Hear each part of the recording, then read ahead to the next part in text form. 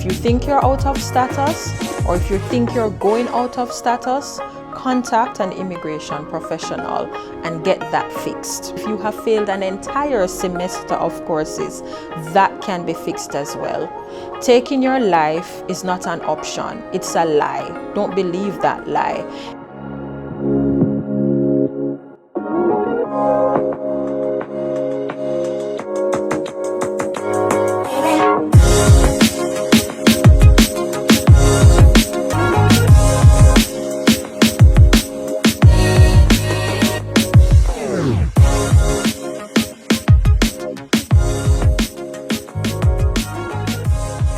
Canada is a popular destination for international students who are looking for high quality education and multicultural environment. While the experience of studying abroad can be enriching, but it is not without its challenges. The mental health of international students in Canada is a critical issue, which is shaped by cultural, academic, and financial factors. In today's episode, we are again joined by Jodi McDonald. She is the founder of Savannah Canadian Immigration. Jodi, I once again welcome you to My Consultant interview series. Thank you so much for having me, Tina. I'm happy to be here. Jodi, how important it is for an international student to prepare mentally and emotionally before starting the journey in Canada? Tina, the mental and emotional health of the international student is right up there in importance with the financial, having that financial support. As they say, money can't buy everything. It is critical to the success of the international student that they have that emotional and mental support that they need, whether from family, whether from friends, whether from just their own internal belief systems and being able to pull on that internal belief to carry on that journey. There's so much that can happen. The journey from international student to Canadian citizenship is probably the longest route that one can take, and with that length of time in between the one and the other, there are so many things that can happen. There are, getting settled in school, finding a job, keeping your family together. There is so much that can happen, and it is absolutely critical that as you navigate this journey, you're protecting your mental health, you're protecting your emotional health, you're setting up those boundaries that need to be established to ensure that you maintain that health throughout the process, because your success on this journey ultimately does depend on that. And how can they ensure that they will be mentally and emotionally supported after they arrive here? So the support starts before they arrive in Canada, or I should say the prep work starts before they arrive in Canada. Doing that research with an open mind allows for you to be able to prepare yourself mentally, emotionally, and financially to embark on your international student studies. Understanding who you are, understanding what you want in terms of geographical location. If it is that you are an introvert, right, you don't want to be smack dab in the middle of Toronto. But if it is that you're an extrovert, you don't want to be stuck in small town Saskatchewan. Simple things like these that we take for granted are important in to our success on this journey of international student. If you need your family, try to ensure that you have your family on that application. If you don't know how to navigate that family application on your own, seek out the help of an immigration professional to do so. If it is that you can't manage to study with a lot of distractions around you, maybe try to do the journey on your own. There are a lot of different steps that one can take to protect your mental health, to protect your emotional health, but it starts with doing honest and transparent research and being open to the results of that research and how that applies to you and who you are as an individual. You recently wrote an article in which you shared the statistics of international students who are committing suicide. What do you think is making these students take such an extreme step? The stigma that the stigma of failure that is associated with returning to one's home country, I believe, is the greatest contributing factor.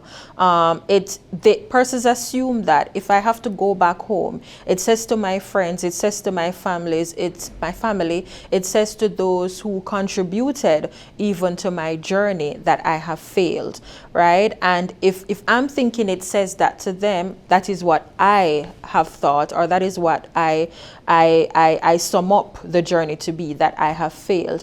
And so instead of having to face those persons think that the best option is to take their own life. What advice or guidance would you like to give to such international students who are on the verge of giving up or thinking of going back to their home country? Breathe. Stop right where you are and breathe. If you think you're out of status, or if you think you're going out of status, contact an immigration professional and get that fixed. If it is that there's a financial struggle that's taking place, that can be fixed as well. If it is that you have failed courses, if you have failed an entire semester of courses, that can be fixed as well. Taking your life is not an option. It's a lie. Don't believe that lie. Anything that is happening on the journey can be fixed. There are policies, there are procedures, there is help. So just breathe. Figure out what is happening. If you can figure it out on your own, fine. If you cannot figure it out on your own, seek out the help of a professional who can work with you to get it fixed. Fix it and continue. And as long as you have the right help, you have the right information, not the WhatsApp groups, not the Facebook groups, not the YouTubers, the right information that can give you solid and factual guidance as to the process that you're going through, it will be well. Just breathe. How does your organization support such students who might be going through a very stressful situation? Well, for our organization, before we even get there, the key is that there's no one person that can fix this for international students, right? It takes a collective effort from all stakeholders. So yes, for us as authorized professionals to do our part in giving that support that our clients need, but there's also the possibility of implementing infrastructure that will support the mental health of international students. And I'm not speaking to the student advisor that is on campus. No, I'm speaking to professionals who are trained to deal with these mental health issues, to deal with these emotional issues. I mean, international students, they contribute such a significant amount in terms of just the purse for the Canadian economy. Some of that money can be used to develop infrastructure that they need to get that necessary support. As it relates to my organization, we start out right from the home country. It breaks my heart sometimes when I see emails coming from international students who have been approved. They have been approved to study in Canada, and the backlash that they get, whether it is that persons believe that they are at the top of their profession and now they're seeking to start over.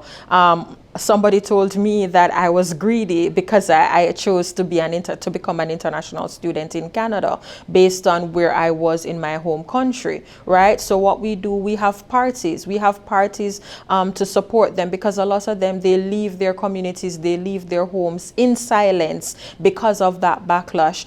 Throughout the process, we have parties throughout the process. We do Zoom parties. I encourage my international students to celebrate every single milestone that you hit. If you get a term of A's and B's, celebrate. When you're finished studying, pause, celebrate, and then continue the journey.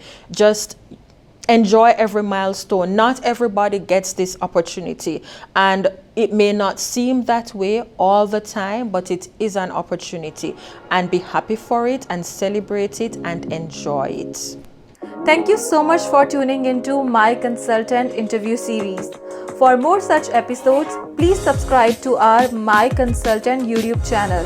You can also visit our website MyConsultant.ca, where you can find an authorized immigration and citizenship consultant. I am Tina Batra, and I'll see you soon. Thank you so much for having me, Tina, and I really do hope it helps. As I said, just breathe, keep going, get help where you need help, and it will all be well.